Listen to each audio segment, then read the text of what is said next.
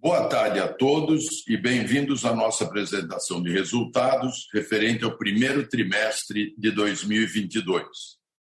Os resultados desse trimestre vêm para confirmar nossas expectativas na retomada com grande força do setor de entretenimento após a pandemia. Nos posicionamos na vanguarda do nosso mercado, promovendo o primeiro grande evento de música ao vivo do Brasil desde o início das restrições impostas para combater os efeitos da Covid-19.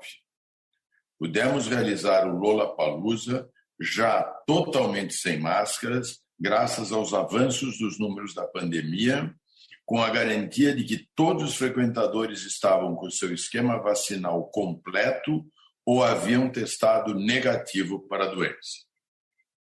Esta edição do festival, realizada entre os dias 25 e 27 de março, foi a maior de sua história no Brasil, levando 300 mil pessoas ao Autódromo de Interlagos durante 3 dias de celebração à vida. Além de números recordes de público, registramos as maiores receitas de bilheteria e de patrocínio de todas as edições do festival. No total, a receita líquida do festival nesse ano superou em mais de 80% a registrada na sua última edição em 2019. Esses números refletem a demanda reprimida que já havíamos identificando durante a pandemia. Após 2 anos consecutivos de resultados negativos, nesse trimestre, alcançamos um EBITDA de 19,2 milhões de reais contra 8,1 milhões negativos no primeiro trimestre de 19. Não somente em função do Lollapalooza, mas também com resultados positivos nas nossas operações de teatro, com a estreia da família Addams, tickets como Inti no Brasil e Ticketek na Argentina, além de despesas bem controladas em todos os nossos negócios. E não paramos por aí. Ainda abrimos venda para a primeira edição do Festival Turá e, posteriormente, para 2 shows sold out do Justin Bieber. Para uma comparação mais justa, tomaremos por base em todas as nossas análises o ano de 2019, último ano sem o efeito da pandemia, já que, contra 2021, as variações são muito grandes, pela base de comparação ser muito ruim em meio aos efeitos do Covid-19. Além do EBITDA já destacado anteriormente, registramos nesse trimestre receita líquida 48% maior que no primeiro TRI de 2019, o que nos levou a um lucro bruto 51% maior que o mesmo período.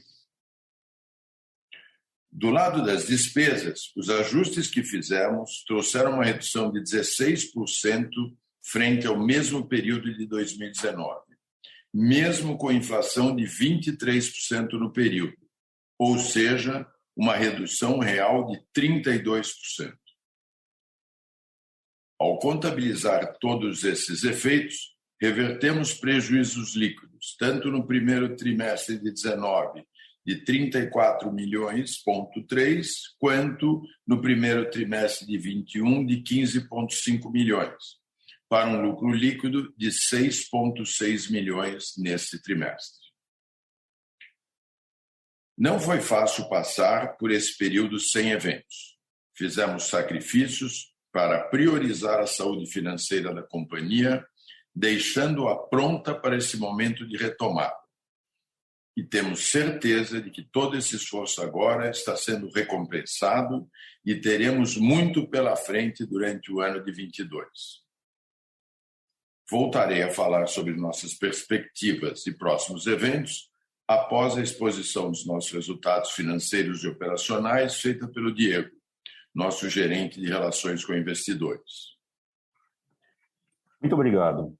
Como já citado pelo Fernando, gostaria de reforçar que, com o intuito de termos uma visão mais justa, faremos as comparações do primeiro trimestre de 2022 contra o primeiro trimestre de 2019, dado que aquele foi o último ano sem efeitos da pandemia de Covid-19 no Brasil.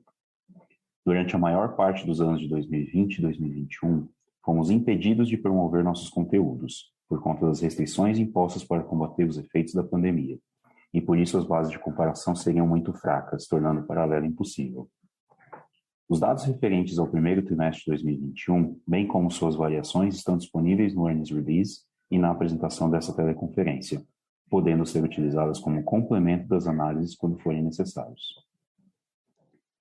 Apesar do encerramento das operações das casas de espetáculo, o número de ingressos vendidos reduziu somente 8%, conforme pode ser observado no slide 5, como reflexo da maior ocupação do teatro com a família Addams em comparação ao Fantasma da Ópera, bem como da realização do Lollapalooza 2022. O aumento da razão entre o número de ingressos vendidos e o número de eventos realizados é um reflexo natural da estratégia que traçamos para a companhia durante a pandemia, focando em promover conteúdos mais relevantes em detrimento da manutenção das casas de espetáculo, que representavam um fluxo constante de eventos menores. Mesmo com a diminuição dos indicadores mencionados anteriormente, registramos aumento de 48% na receita líquida, totalizando R$ 178,1 milhões no primeiro trimestre de 2022, contra R$ 120,6 milhões no mesmo período de 2019. Essa relação é resultado do aumento do ticket médio dos eventos, capturando a alta demanda reprimida por entretenimento ao vivo que vínhamos identificando durante a pandemia.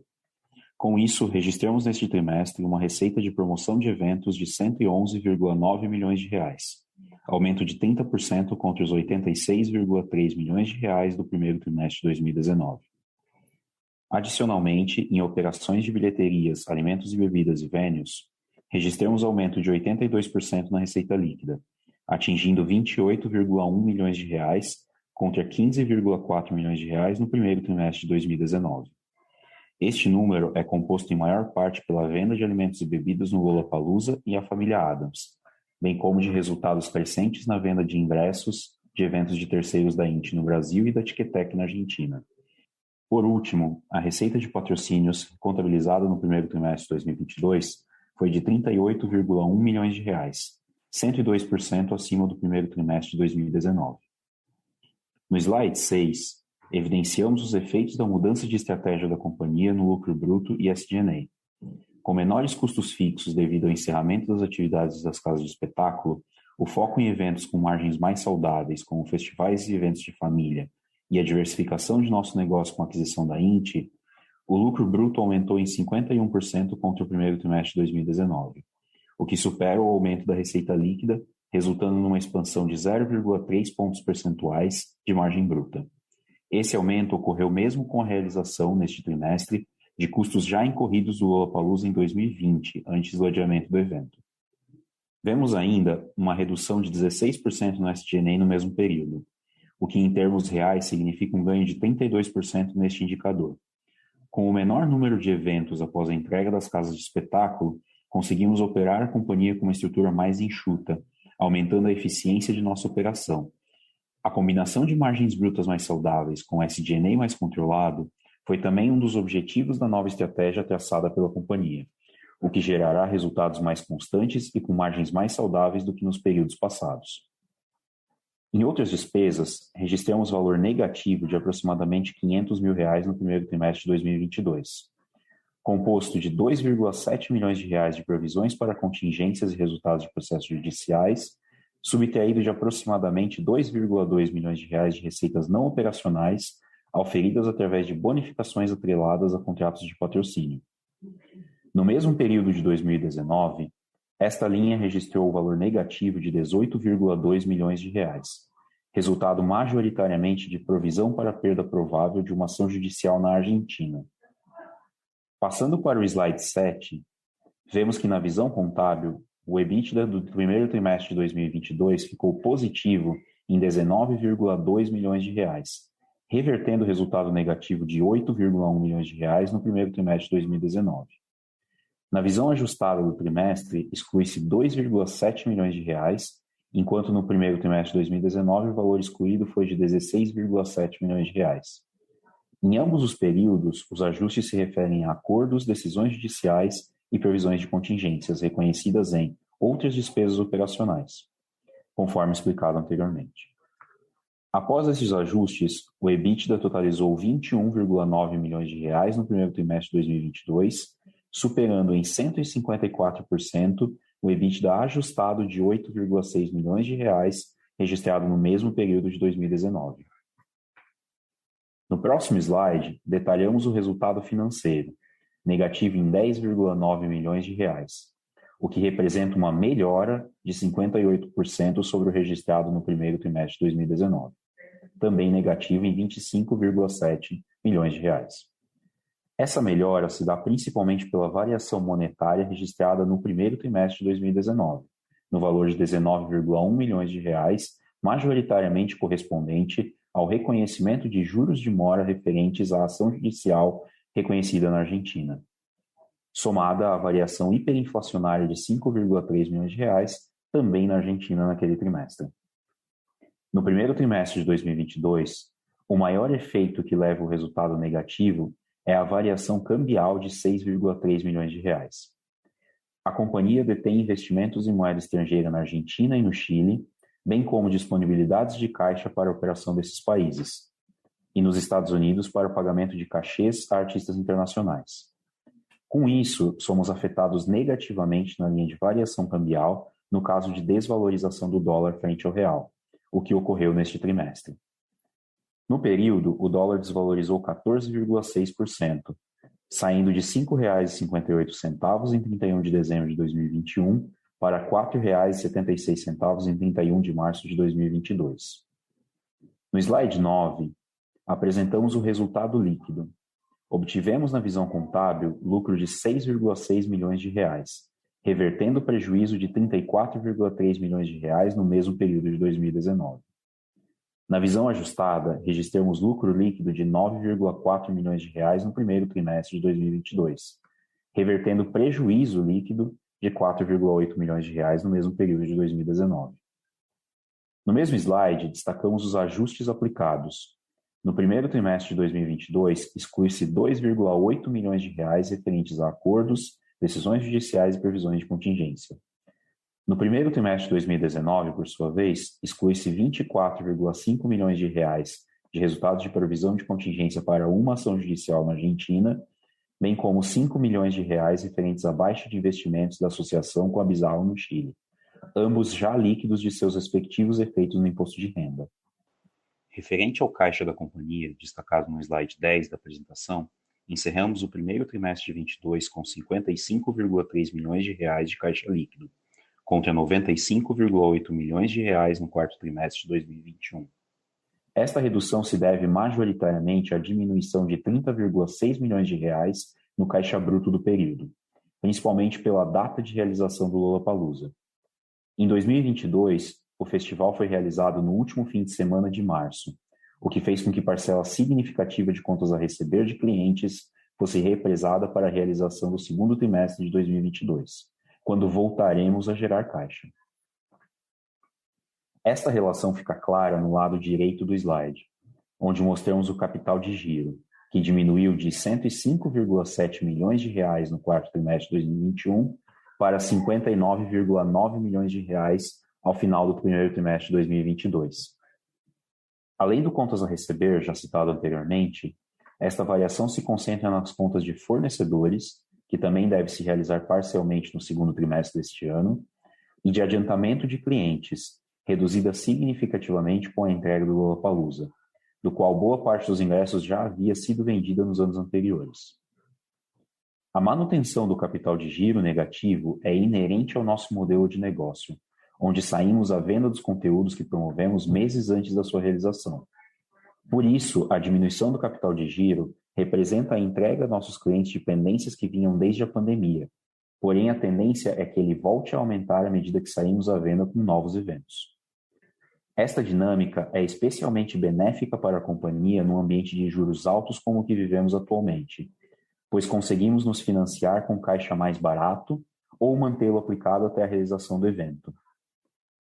No fluxo de caixa, tivemos consumo de 36,2 milhões de reais no primeiro trimestre de 2022, enquanto no primeiro trimestre de 2019 a companhia gerou 58,9 milhões de reais. Os efeitos foram: no fluxo de caixa operacional, tivemos consumo de 30,6 milhões de reais neste trimestre, enquanto no primeiro trimestre de 2019 houve a geração de 64,2 milhões de reais. Este consumo se dá principalmente por conta da realização do Lollapalooza no último final de semana do trimestre, como destacado anteriormente. Em 2019, por outro lado, o Lollapalooza foi realizado no segundo trimestre, e por isso, no primeiro, os efeitos no caixa foram concentrados na venda dos ingressos do evento, o que gerou forte caixa sem haver ainda o pagamento da maioria dos custos. Registramos fluxo de caixa de investimentos negativo em aproximadamente 700 mil reais, resultado de investimentos em software de gestão e evolução da etiqueteira INT. Este valor está em linha com os períodos anteriores, levando em consideração que no primeiro trimestre de 2019 tivemos gastos de 3 milhões de reais referentes à ágil na aquisição de investimentos. O consumo registrado no fluxo de caixa de financiamento diminuiu em 77% no primeiro trimestre de 2022, quando comparado com o mesmo período de 2019, devido ao menor pagamento de juros de arrendamento com o encerramento das casas de espetáculo realizado em 2020 e 2021, mas também como efeito pontual de 5 milhões de reais com partes relacionadas, registrado no primeiro trimestre de 2019, devido à variação cambial do período. Por fim, houve variação cambial negativa de 3,3 milhões de reais no primeiro trimestre de 2022, pela desvalorização de 14,6% do dólar de 31 de dezembro de 2021 a 31 de março de 2022. A companhia possui investimentos e disponibilidades de caixa em moeda estrangeira, conforme descritos anteriormente. Quando da desvalorização do dólar, a conversão dessas disponibilidades para real implica numa redução do saldo das contas. Agradeço a todos pela atenção dispensada e devolvo a palavra ao Fernando, que concluirá com a apresentação do nosso pipeline. Obrigado pelas explicações, Diego. E agora, deixando um pouco de lado nossos resultados recentes, convido a todos para passarem ao último slide da apresentação, onde falarei um pouco sobre nossos próximos eventos. No início de julho, promoveremos a primeira edição do Festival Turá, no Parque Ibirapuera, em São Paulo, com grandes nomes da música brasileira, como Alceu Valença, Emicida, Nando Reis e Zeca Pagodinho.